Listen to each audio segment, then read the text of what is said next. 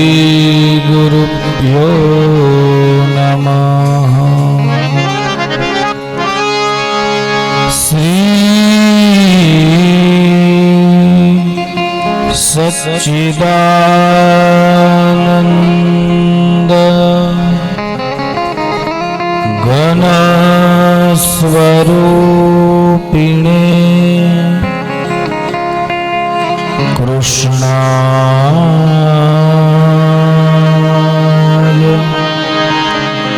चानन्त सुखाभिवर्षिणे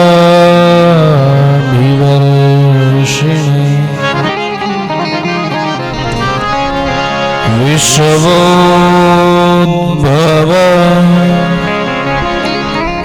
स्थाननिरोधहे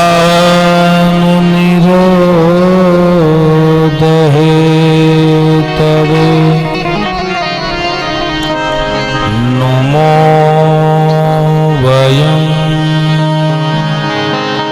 भक्तिरसाप्तये निशम्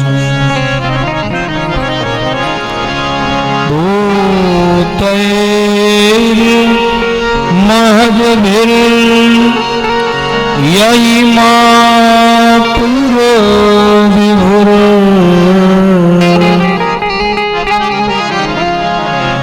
निरमाय श्वेते यदमुषु पुरुषः भुङ्क्ते गुणान्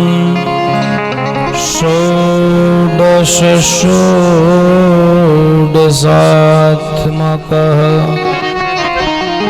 सोऽलङ्कृशिश्च भगवान् वचांसि मे। स्वस्त्यस्तु विश्वस्य खलः प्रसीदताम्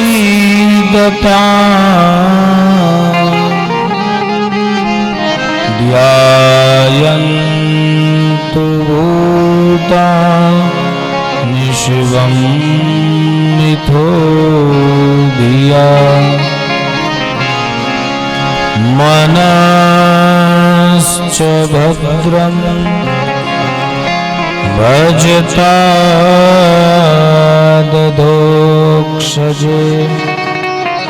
आवेश्यतां नो मतिरप्यहैतुकी।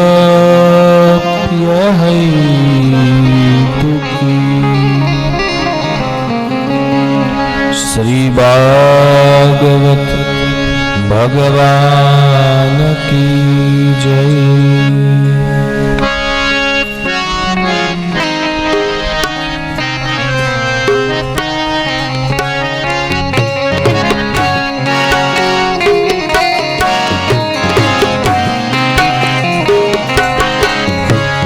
राधे श्याम जय राधे श्याम राधे श्याम जय राधे श्याम सीताराम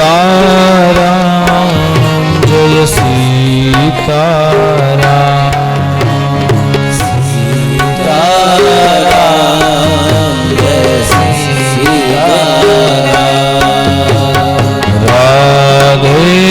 श्याम जय राधे श्याम राधे श्याम जय राधे श्याम सीताराम जय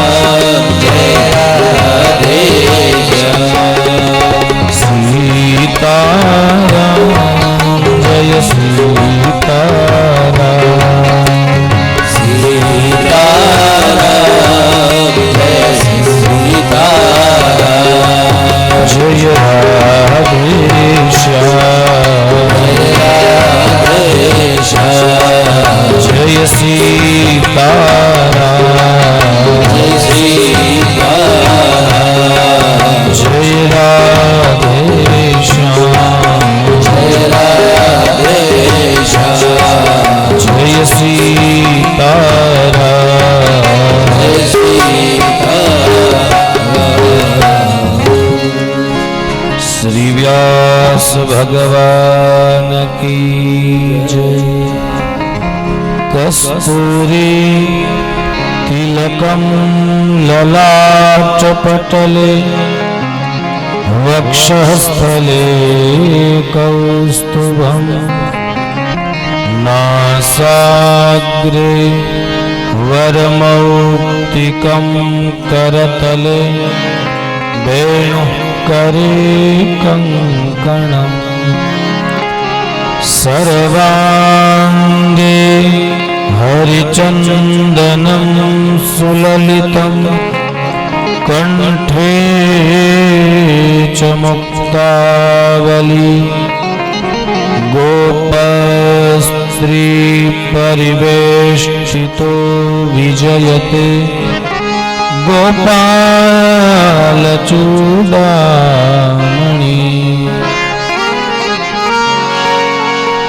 अस्ति स्वकरुणीकराग्रविगलत् कल्पत्रसूनप्लुतम् वस्तु प्रस्तुतवेणुनादलहरी निर्वाण निर्व्याकुलम् श्रस्त श्रस्त निबद्धनी विविलसत् गोपी सहस्रावृतम् हस्तन्यस्तनतापवर्गमखिलो दारं किशोराकृति। श्री शुकदेव जी महाराज की जय।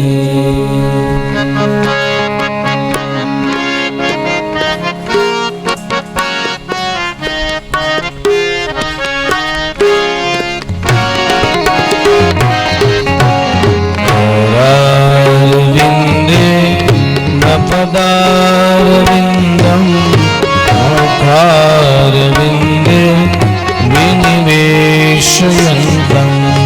पत्रस्य पत्रस्य मुखेशया बालयन्तुं मनसा स्मरामि।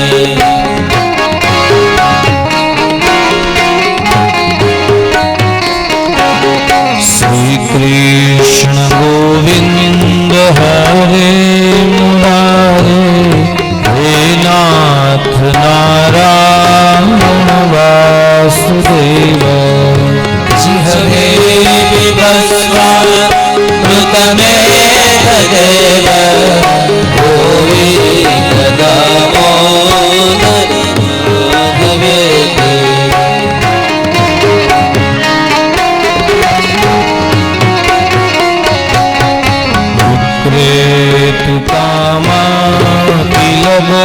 गोपकन्या मुरारिपादार्पितचित्तवृत्ति हवशादवोच गोविन्द दामोदर माधवेति।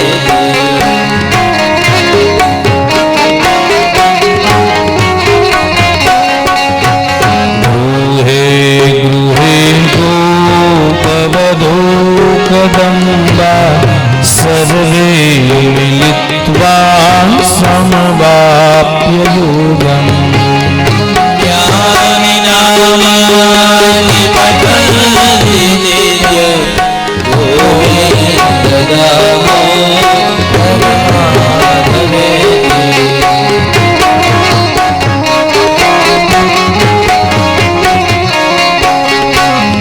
सुखं शयानानिलये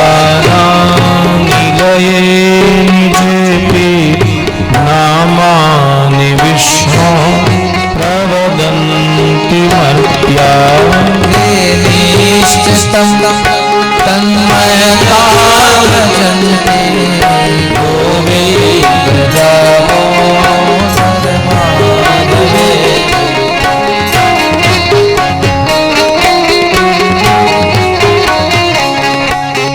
जिह्वे सदैवं भज सुन्दराणि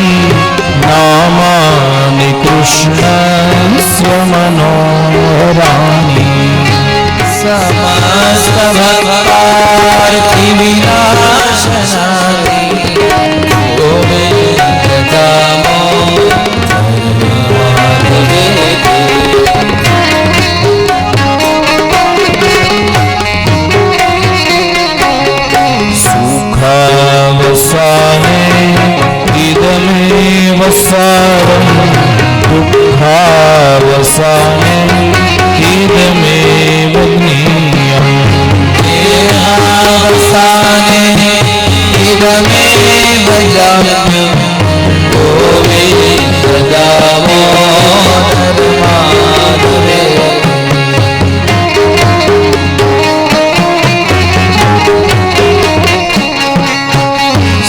कृष्ण राधा वरगोकुलेश गोपाल गोवर्धननाथ विश्वास हरे विवस्वामृतमेव गोविन्द दामोदर माधवेति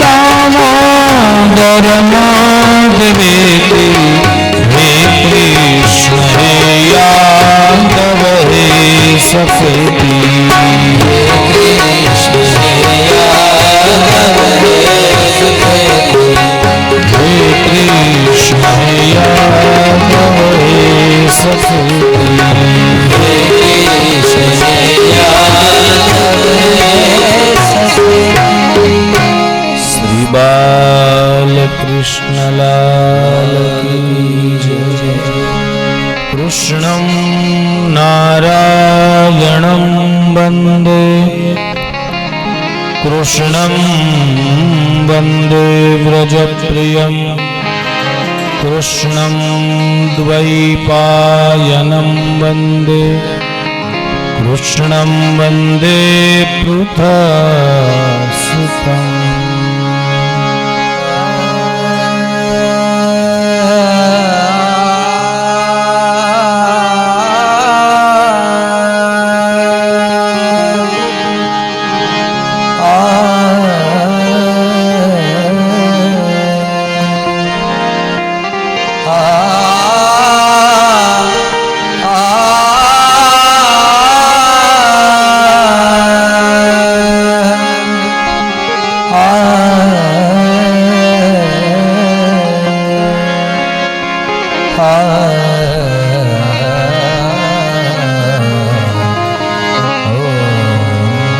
श्री द्वारिकाधीश की जय श्री रामचंद्र भगवान की जय श्री हनुमान जी महाराज की जय श्री सद्गुरु देव की जय श्री कुलदेवी मात की जय ओम नमः पार्वती पतये हर हर महादेव।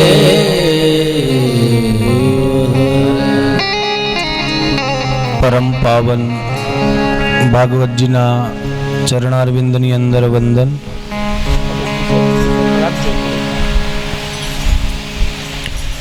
અહીંના સ્થાનદેવ હનુમાનજી મહારાજના ચરણોમાં વંદન। સ્થાપિત પૂજિત વિરાજિત દેવતાઓ એવં વિપ્રવૃંદ સંગીત વૃંદ એવં આપ સર્વના હૃદયની અંદર બિરાજમાન પરમાત્માના શ્રી ચરણોમાં વંદન। મુંગરા પરિવાર દ્વારા આયોજિત સમાયોજિત શ્રીમદ ભાગવત સપ્તાહ જ્ઞાન યજ્ઞ આ મહોત્સવ અંતર્ગત છઠ્ઠા દિવસના પ્રારંભમાં પધારેલ મહેમાનો એવં ગ્રામજનો સર્વનું હૃદયપૂર્વક સ્વાગત એવં બધાને જય શ્રી કૃષ્ણ, જય શ્રી કૃષ્ણ, જય સિયારામ, જય સિયારામ, રાધે રાધે, રાધે રાધે, હર હર મહાદેવ, હર હર।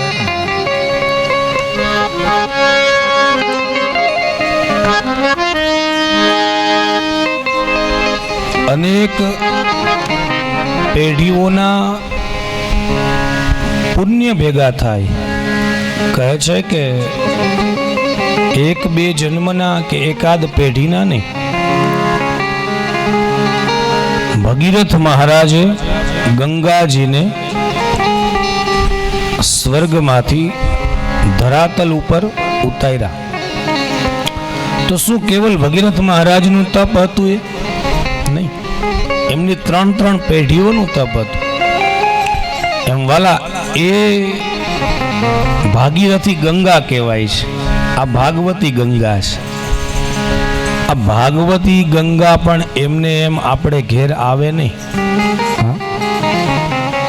અનેક પેઢીઓના તપ હોય છે. સંકલ્પ કોઈ બીજાનો હોય છે, પૂર્તિ કોઈ બીજા કરતા હોય છે. આશ્ચર્ય એ વાતનું છે. કવિઓ કહે છે કે મહેનત કોઈ કરે છે ને મહેનત ફળે છે પણ કોઈને. મા બાપ રાત દિવસ જાગતા હોય છે સંતાનો માટે, કેવડી મહેનત કરતા હોય. ઘણી વખત મા બાપના એ કરેલા પુણ્ય, એ કરેલા સત્કર્મ, કરેલા ઉજાગરા એ આજે દીકરાઓ ભોગવતા હોય છે વાલા. એમ આ તમારા પૂર્વજો છે ને, એને આનો સંકલ્પ હતો. મને તો ખ્યાલ ન હોય ને, હું બહુ જાજુ જાણું નહીં, કારણ કે અમે તો ભાગવતને લઈને ફરીએ છીએ. અમારે તો ભાગવતની કથા. પણ અહીંયા આવીએ એટલે જેની જે સુવાસ, જે સુગંધ હોય એ તો મહેકા વિના એ સુગંધ તમને પ્રાપ્ત થાય જ. એ વસંતભાઈ ને એમના કાકા ને બધા આવ્યા હતા, વાત કરી. સંકલ્પ હતો નાથાભાઈ ને, એમના પણ પિતાશ્રીને. અરે આપણને ખબર ન હોય, 3 4 પેઢીના સંકલ્પ હોય. હાલા, એ તો સારું. કાકાને પણ, વસંત કાકા ને જયસુખ કાકા સાથે હતા. કે એમને કીધું મને ખબર હતી, આ તમારા પૂર્વજોના પુણ્યના પ્રતાપ છે વાલા. યશ તમને બધાને મળ્યો. આ બધા કાકાઓને, આ બે ભાઈઓને, આ મુંગરા પરિવાર જે અત્યારે હયાત છે ને, યશ એને મળ્યો આ ભાગવત કથાનો. પણ મહેનત, સંકલ્પ એ પૂર્વજોના પણ હતા. એમણે પણ તપ કર્યું હતું આના માટે. 4 વાગ્યામાં વહેલા ઉઠીને પ્રભાત ફેરીએ જતા.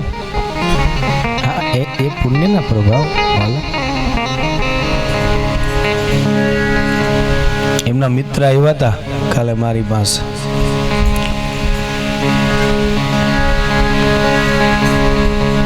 પૂર્વજો જ્યારે સત્કર્મ કરે વાલા, એનું ફલ એના સંતાનો ભોગવતા હોય છે. અને આપણે પણ જો કરીએ ને સત્કર્મ, આપણે પુણ્ય કરીએ ને, તો એ આપણા પૂર્વજોને પણ પ્રાપ્ત થાય. જેમ મા બાપની વસિયત, મિલકત કેમ છોકરાઓને મળે, એમ તમે કરેલા સત્કર્મ, તમે કરેલા પુણ્ય કર્મ એ મા બાપને પ્રાપ્ત થાય. તો યાદ રાખજો. હું તો અનેક કથામાં પછી આપણને ખ્યાલ આવે કે આ જીવાત્મા કેટલો પુણ્યાત્મા હતો. એમને એમ કઈ ભાગવતની કથાઓ થતી નથી. પૈસા વધે તો વિચારો પણ વધે. પૈસા વધે એમ નથી, ખાલી વિચારો પણ વધે કે હવે આ પૈસાને ક્યાં વાપરવા. ઘણાના પૈસા વપરાતા હોય છે અને ઘણાના વેડફાતા હોય છે. આ તમે વાવો છો. એક છે સંપત્તિને વાવવી, એક છે વાપરવી અને એક છે વેડફવી.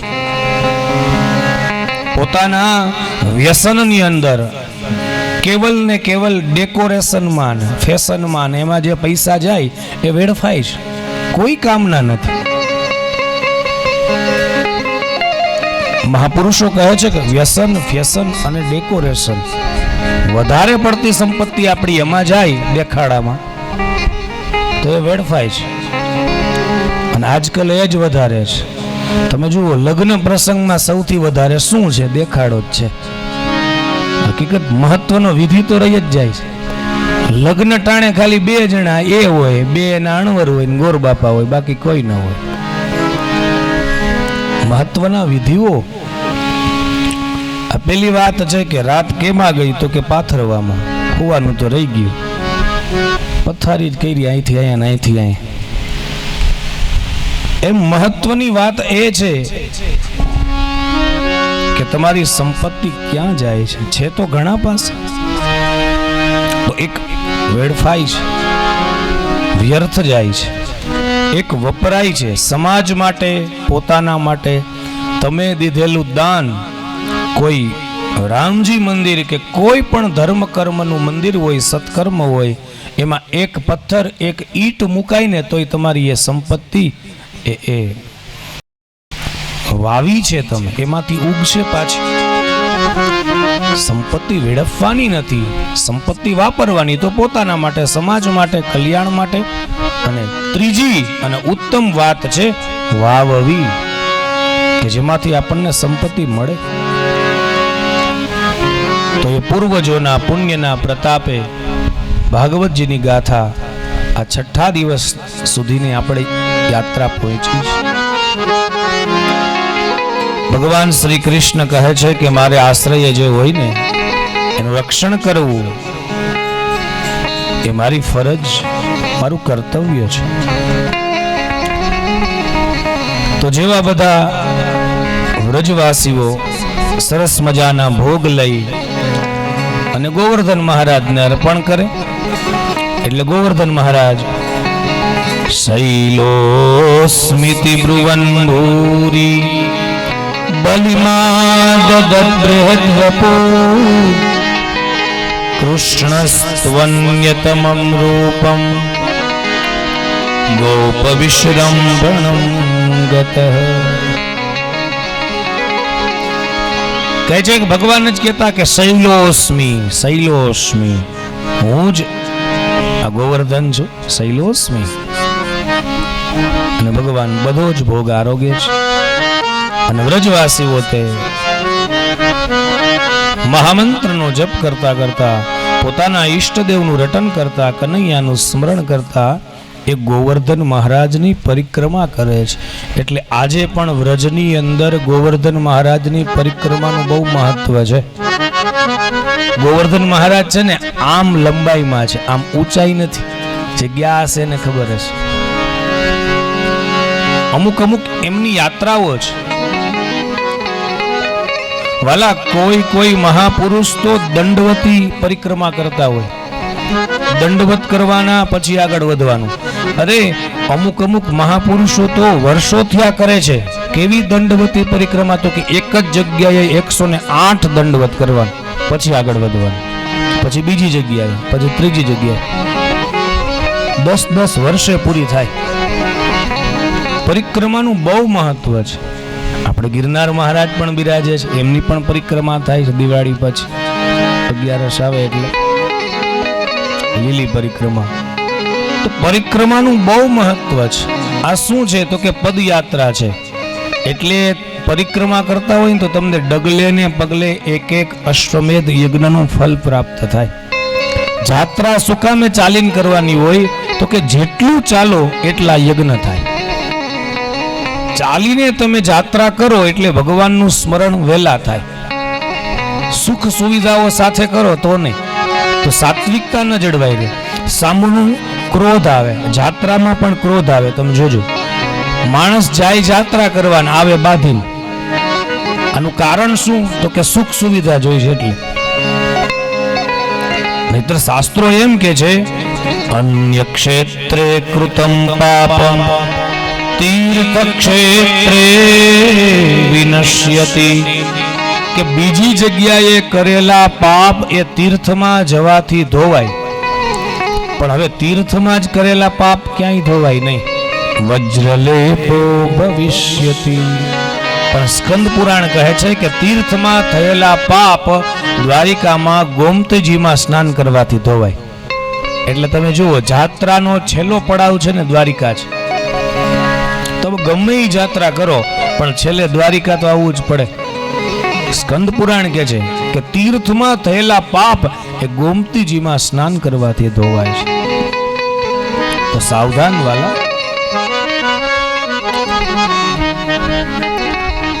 ગોવર્ધન મહારાજ સપ્તકોશ, 7 વર્ષનો કનૈયો, 7 વર્ષના ગોવર્ધન મહારાજ અને 7 દિવસ સુધી ધારણ કરે છે ગોવર્ધન મહારાજ. 7 નો ઘણો બધો ત્યાં મેળાપ છે.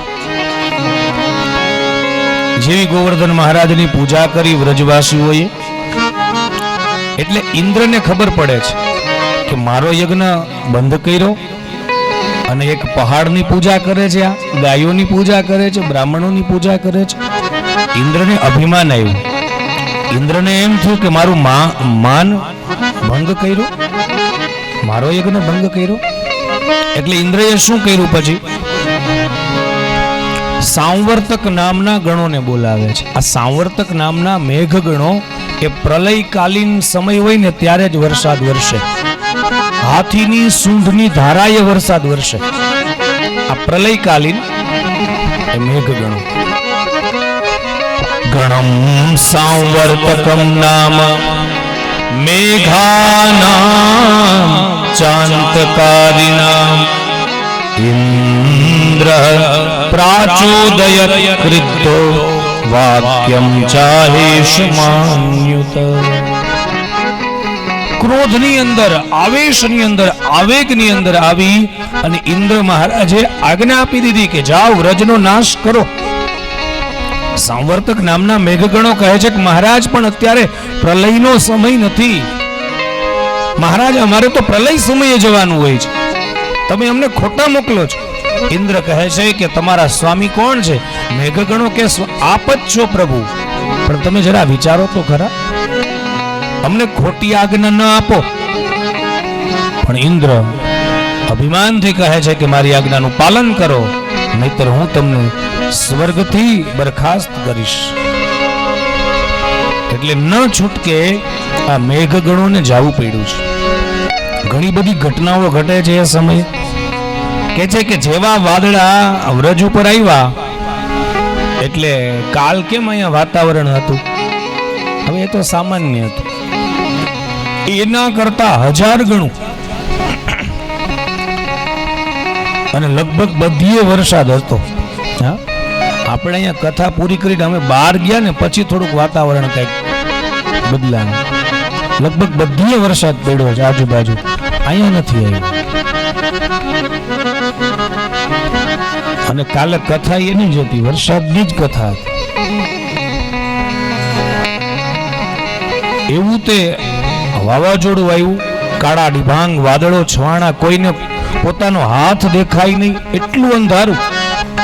વ્રજવાસીઓ બધા ભગવાન શ્રી કૃષ્ણ પાસે જઈને કહે છે કે કનૈયા, હવે ઇન્દ્ર ક્રોધાયમાન થયા છે, હમણાં વ્રજનો નાશ કરશે, મહારાજ અમારી રક્ષા કરો.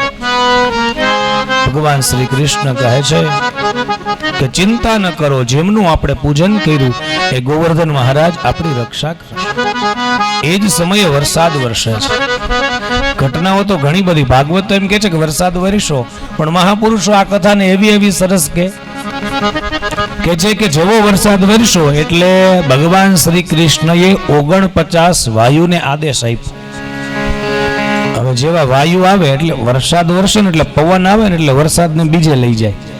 વરસાદને વરસવાનું હતું વ્રજમાં, ગોકુળમાં, પણ 49 વાયુઓ એક સાથે આવ્યા ત્યાં વરસાદને ક્યાંય દૂર લઈ જાય છે. વાદળા આવે વરસે, ક્યાંય દૂર લઈ જાય. જેવું વાદળું ખાલી થાય પાછું ભરવા જાય. ઇન્દ્ર મહારાજ કહે છે પણ તમે કેમ વ્રજને ડૂબાડી શકતા નથી, કેમ આનો નાશ કરી શકતા નથી? અરે મહારાજ ને વરસવા દે તો ને. આ 49 વાયુ આવીને અમને બીજે લઈ જાય છે. અમે જ્યાં ફુવારા ચાલુ કરી ત્યાં તો પાણી અમારું બધું આમ. એવી રીતે ભગવાન શ્રી કૃષ્ણએ લીલા કરી છે. ભગવાન બધા વ્રજવાસીઓને ગોવર્ધન મહારાજ પાસે લઈ જાય છે અને ગોવર્ધન મહારાજને વંદન કરીને કહે છે તસ્માન મચ્છરણમ ગોષ્ઠમ મન્નાથમ મત્પરિગ્રહમ ગોપાયે સ્વાત્મયોગેન સોયમ મે વ્રત આહિત ઇત્યુક્તૈકેન હસ્તેન કૃત્વા ગોવર્ધનાચલમ દધાર લીલયા ભૂષણ છત્રાકે નિવ બાલક. ગોવર્ધન મહારાજને વંદન કર્યા અને ચોમાસામાં જે નાના નાના બિલાડીના ટોપ જે ઓલી છતરીઓ થાય ને એ બાળક જેમ ઉપાડે ને એમ ભગવાને ડાબા હાથેથી ગોવર્ધન મહારાજને ધારણ કર્યા છે. બોલીએ ગોવર્ધન મહારાજ કી જય. બોલીએ ગિરધારી ભગવાન કી જય. ભગવાન ગિરધારી વિનાશ ડાબા હાથે ધારણ કર્યા ગોવર્ધન મહારાજને અને પછી બધાને ભગવાન કહે છે કે હવે આવી જાઓ અહીંયા ગોવર્ધન મહારાજની તળેટીમાં આવી જાઓ. એ ઇન્દ્ર, એ વરસાદ, આ પવન, આ વીજળી આપણું કાંઈ કરી નહીં શકે. બધા જ પોતાના સામાન સામગ્રીઓ લઈ પરિવાર સાથે ગાયોને લઈ અને બધા જ ગોવર્ધન મહારાજની તળેટીમાં રહે છે. 7 દિવસ સુધી ગોવર્ધન મહારાજને ધારણ કર્યા છે. વાલા, ગોવર્ધન મહારાજ એટલે શું? જો આ લીલા તો છે જ. આજે પણ તમે વ્રજમાં જાઓ એટલે મુખારવિંદ છે, ત્યાં પૂજા થાય, ત્યાં અભિષેક થાય. ગયા છે કોઈ? હા, મુખારવિંદ છે ને ગોવર્ધનમાં, ત્યાં એની પૂજા થાય, પછી ત્યાંથી પરિક્રમા પ્રારંભ થાય. તો એ ગોવર્ધન મહારાજ એ તો છે જ ત્યાં, ભગવાને એ લીલા તો કરેલી જ છે. પણ ગોવર્ધન એટલે શું? તો કે આ મારું ને તમારું શરીર છે ને એ ગોવર્ધન છે. જુઓ, ગો એટલે ઇન્દ્રિય, વર્ધન એટલે વધે છે. જન્મ થયો ત્યારે કેવડા હતા? નાના એવા હતા ને. કોઈ 2 કિલો, કોઈ 2.5 કિલો, કોઈ 3.25 કિલો, કોઈ બહુ હારા હોય તો 3.5 કિલો. એનાથી વધીને તો 4 કિલો સુધી હોય. બાળકો હોય 4 કિલો પહેલવાન હોય ઘણા. હવે એ 4 કિલો લઈને જન્મા હોય એ ધીમે ધીમે ધીમે કરતા 80 એ પહોંચે. કોઈ તો ભાગ્યશાળી હોય 100 એ પહોંચી જાય. આ વર્ધન તો છે, વધે છે. અને તમે જુઓ, એક ઉંમર સુધી મારીને તમારી હાઈટ વધે, પછી હાઈટ ન વધે, બુદ્ધિની ક્ષમતા વધે. નાના હોય ને ત્યારે શરીર વધતું હોય પણ બુદ્ધિની ક્ષમતા હજી ન વધતી હોય. મેચ્યોરિટી એ હજી વાર હોય એ ના આવે. તો બુદ્ધિની ક્ષમતા વધે પછી શરીર વધવાનું બંધ થઈ જાય. હા, નહીતર જો સતત શરીર વધે તો કથામાં 10 વર્ષના છોકરાઓના માંડવા અલગ, 50 વર્ષના હોય એના માંડવા તો ઊંચા રાખવા પડે. અમારા વ્યાસપીઠમાં એમ થાય કે મોટી ઉંમરના બેહાડો તો વ્યાસપીઠ મોટી રાખવી પડે, જેવી પેલા દિવસે રાખી હતી એવી. કારણ કે નહીતર આમ જ વધતા જ એમ વધતા નથી. પછી ઘણા આમ વધવાનું બંધ થઈ જાય, આમ વધે.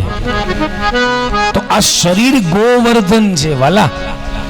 ગોવર્ધન મહારાજને 56 ભોગ ધરાવ્યા. આપણે કાલે ધરાવ્યા ને ભગવાન, જે કાંઈ આપણી પાસે ઉપલબ્ધ હતા એ બધા ભોગ ધરાવ્યા. હવે આ ગોવર્ધનને પણ ટાણે ટાણે જોઈ છે, આને પણ જોઈએ છે. હવે તમે વિચારો, ગોવર્ધન મહારાજને ભગવાન શ્રી કૃષ્ણએ 7 દિવસ સુધી ધારણ કર્યા. આ ગોવર્ધનને પણ ભગવાન કૃષ્ણ જ ધારણ કરે છે. કેમ? તો કે આ ગોવર્ધનમાંથી ભગવાન ખસી જાય એટલે 4 જણા જોઈ છે ઉપાડવા વાળા. પછી આ ગોવર્ધન ક્યાંય જઈ ન શકે, હલી ન શકે. એટલે એક વખત તો ગોવાળિયાઓ કહે છે કે કનૈયા તે 2-3 દિવસ ત્યાં આ ગોવર્ધન મહારાજને ધારણ કર્યા છે. એટલે ઘણી વખત આપણને એમ થાય ને કે ભગવાન શું કરે, ભગવાન શું કરે? એ તો હું કરું છું બધું, આ મારી મહેનતથી છે બધું. એટલે ગોવાળિયાઓ કહે છે કનૈયા તું થોડોક આરામ કરી લે ને, તને એમ હોય કે આ તે ગોવર્ધન મહારાજને ધારણ કર્યા, આ અમે જો આ લાકડીઓ રાખી છે, આ તારો હાથ નહીં, આ અમારી લાકડીઓ કામ આવે છે. તો ભગવાને જરા કેવો હાથ આમ હટાવ્યો ત્યાં તો લાકડીઓ ટપો ટપ ભાંગી ગઈ બધી. ગોવાળિયાઓ કે લેજે કનૈયા લેજે. એમ ક્યારેક ભગવાન શ્રી હરિ હાથ હટાવી લે એટલે 108 ને બોલાવી પડે કે હવે આને ટેકો દેવો જોઈએ. ભગવાન ધારણ કરે છે. આજ 7 દિવસ ક્યારેક 30 વર્ષ બની જાય, આજ 7 દિવસ ક્યારેક 40, 50, આજ 7 દિવસ ક્યારેક 70 બની જાય છે તો 7 જ દિવસ, 8મો દિવસ છે જ નહીં વાલા. સોમ, મંગળ, બુધ, ગુરુ, શુક્ર, શનિ અને રવિ, આ 7 જ દિવસ છે, 8મો દિવસ છે જ નહીં. એ 7 દિવસ ભગવાન શ્રી કૃષ્ણ, શ્રી હરિ, આપણા ઈષ્ટદેવ, એ જ તો આ ગોવર્ધનને ધારણ કરે છે. તો ગોવર્ધન મહારાજને ભગવાન શ્રી હરિએ ધારણ કર્યા છે. મહાપુરુષોએ અનેક લીલાઓ ભગવાનની લખી છે. આપણે કહીએ છીએ ને, ભાગવત તો એમ કે છે કે ભગવાને એક હાથે ગોવર્ધન મહારાજને ધારણ કર્યા. હવે ડાબો કે જમણો એ લખ્યું નથી, એક હાથે. તો મહાપ્રભુજી કહે છે કે ડાબા હાથે, એટલે એને શ્રીનાથજીનું જે સ્વરૂપ આપ્યું છે, એક હાથ આ રીતના ઊંચો છે ને એક હાથ કમર ઉપર છે. આ સ્વરૂપ શ્રીનાથજીનું એ કોને પ્રિય છે? કહે કે માં જશોદાને પ્રિય છે. કનૈયો કોઈ દિવસ શાંતિથી બેઠો નથી વાલા, અને છોકરાઓ શાંતિથી બેસે નહીં. અને જો શાંતિથી બેસે ને તો એને છોકરા ન કહેવાય. મને તો આજ જયેશભાઈ કહેતા હતા કે વાં કેવી ધમા ચકડી ચાલુ હોય, તો મને તો કઈ ધ્યાન જ નથી હોતું. તો એને છોકરા ન કહેવાય. એને છોકરું ક્યાંય શાંત બેઠું રહે, શાંત છોકરું બેઠું રહે એટલે સમજો કે આમાં કઈક વાંધો છે. એને તોફાન કરવા દેજો, કરે ને. અમારી પાસે ઘણા તોફાન કરતો, ઈનું કરે કોણ કરે વાલા? એના ઈ તો હજી ડાયા છે. આ બધા આપણા તોફાન યાદ કરો ની. હવા નો રહેવા દેતા કોઈના સાયકલ ની. હવે તો હારા જ. અત્યારની માય બહુ હારી છે. આ છોકરું પડે ને એટલે કે લે પડી ગયો મારો દીકરો, એમ કરીને ખોડામાં લઈ લે, આમાં માથા ઉપર હાથ ફેરવવા માંડે. અમે પડતા ને તો બે ઉપરથી પડતી પાછી ત્યાં બેઠો તો લે. ખોટી વાત હોય તો કેજો, લે પડી છે. અરે મને ખબર છે, અમારો મિત્ર છે ઓલી, અમે આમ રમતા ને દાંડી ખૂતામણી ચોમાસામાં, તો એના પગમાં લાગી ગઈ, પગમાં ઘરી ગઈ. ઈ પગમાં છે અને પપ્પા મારતા મારતા ઘેર લઈ જાય છે. ત્યાં રમવા ગયો. એટલે પણ ઓલું કાઢો તો ખરા, મારતા મારતા દવાખાને લઈ ગયા. આ છોકરા ડાયા છે, એને તોફાન કરવા દેજો. તોફાન કરે ને એટલે છોકરું સ્વસ્થ છે. જે છોકરો પ્રશ્ન કરે ઈ હોશિયાર છે. જે પ્રશ્ન જ ન કરે, જે મૂંગો મૂંગો બેઠો રહે એ હોશિયાર. 14-15 વર્ષ કે 11-12 વર્ષ સુધી તો કરે છે તોફાન, ને કરવા દેવાય. તો કનૈયો કોઈ દિવસ શાંતિથી બેઠો નથી. એટલે 7 દિવસ સુધી ગોવર્ધન મહારાજને ધારણ કર્યા ને, એટલે જશોદા મૈયા આરતીની થાળી લઈને કનૈયા પાસે જાય છે. ચાંદલો કર્યો, કનૈયાને એક પેંડો મોઢામાં દીધો, અને પછી માયા આરતી ઉતારી. કનૈયો કહે છે કે માં તું કોઈ દિવસ આવી મારી પૂજા કરતી નથી. જ્યારે હોય ત્યારે લાકડી લઈને વાહે જ થાસ, આજે કેમ પૂજા કરી? અને માં જશોદા હામું જોઈને એટલા હશે. કનૈયા તું કેવો ડાયો લાગે છે, ઊભો છે. 7 દિવસ ત્યાં આમ ન ઊભો છે. માં જશોદાનું પ્રિય સ્વરૂપ કોઈ હોય ને તો આ ગોવર્ધનધારી શ્રી કૃષ્ણ. કારણ કે 7 દિવસ સુધી કનૈયા તું આમને આમ ઊભો છે. મને આ તારું સ્વરૂપ પ્રિય છે. એ જ સ્વરૂપ જશોદાએ.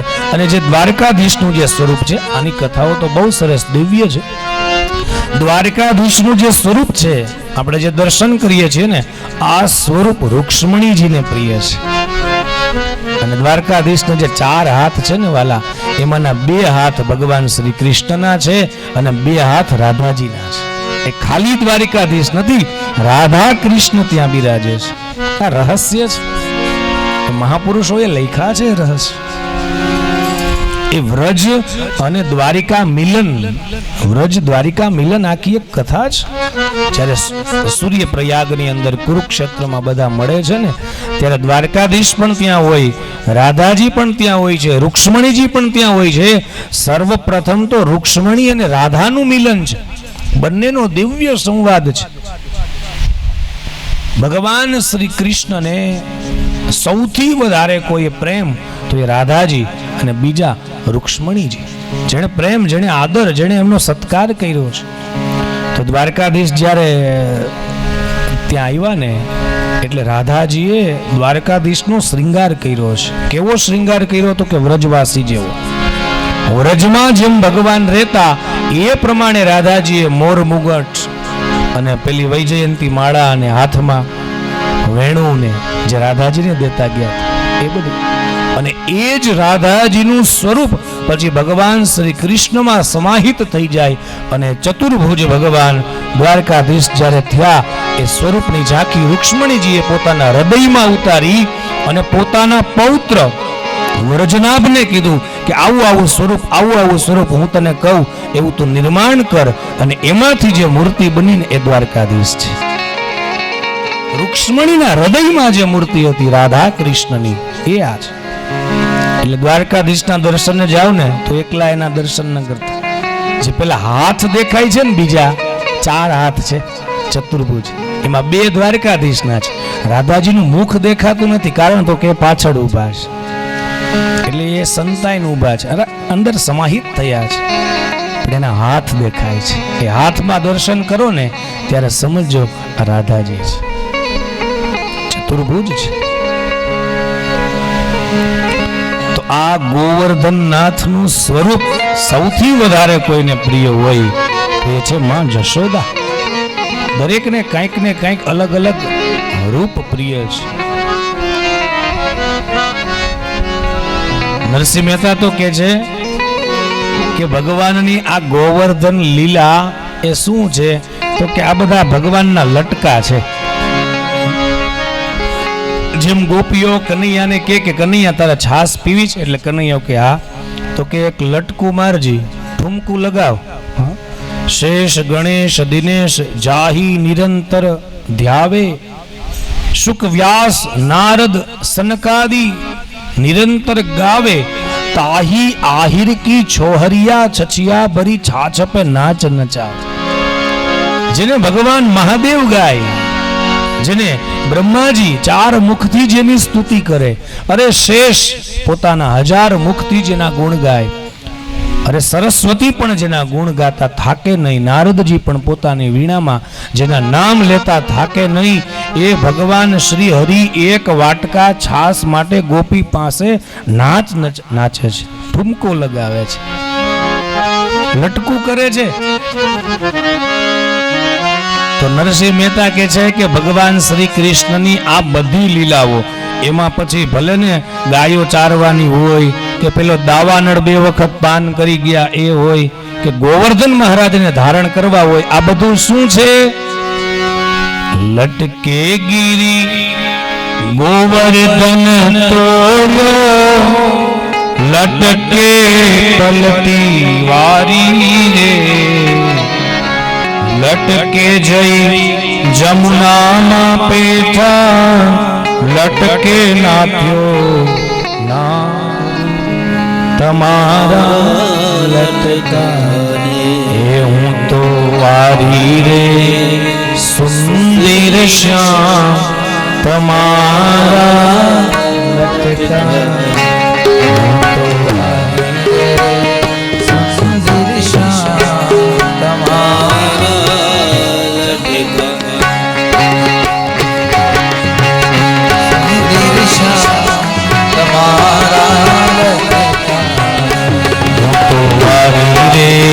સુંદર શ્યામ તમારા લટકાને. તો હરી રે સુંદર શ્યામ તમારા લટકાને. બલિહારી રે ગિરિવરના તમારા લટકાને. હરી રે સુંદર શ્યામ તમારા લટકાને. બલિહારી રે ગિરિધરલાલ તમારા લટકાને. બલિહારી રે શ્રીધરલાલ તમારા લટકાને. ગાય ચરાવી લટકે વાંધો પેશ, લટકે દાવાનળને તીરો, લટકે દાવાનળને તીરો.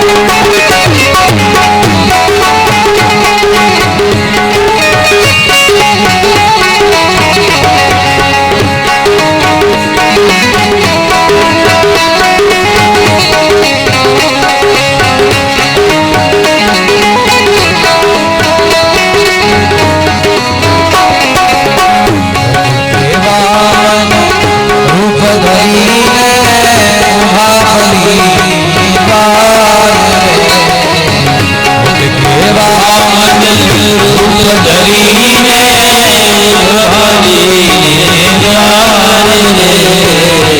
ત્રણ ચરણ પૃથ્વી યાચીને ત્રણ ચરણ પૃથ્વી યાચીને બલિ આપ્યો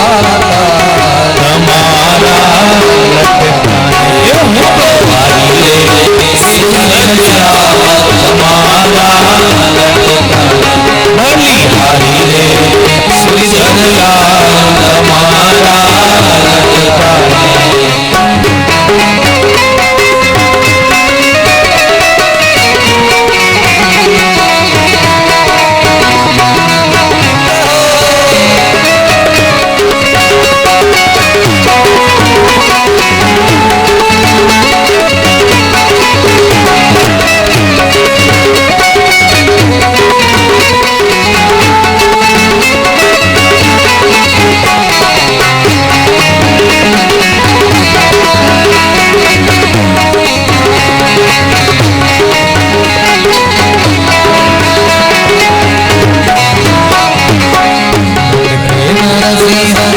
રૂપ ધરીને પ્રહલાદને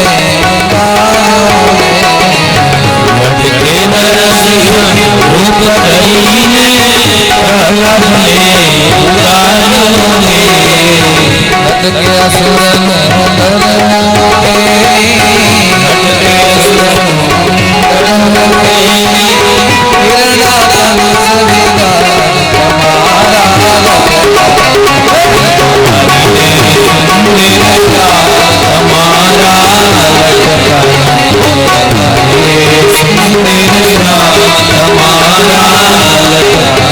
બલિહારી રે ગિરધરલાલ તમારા લટકાને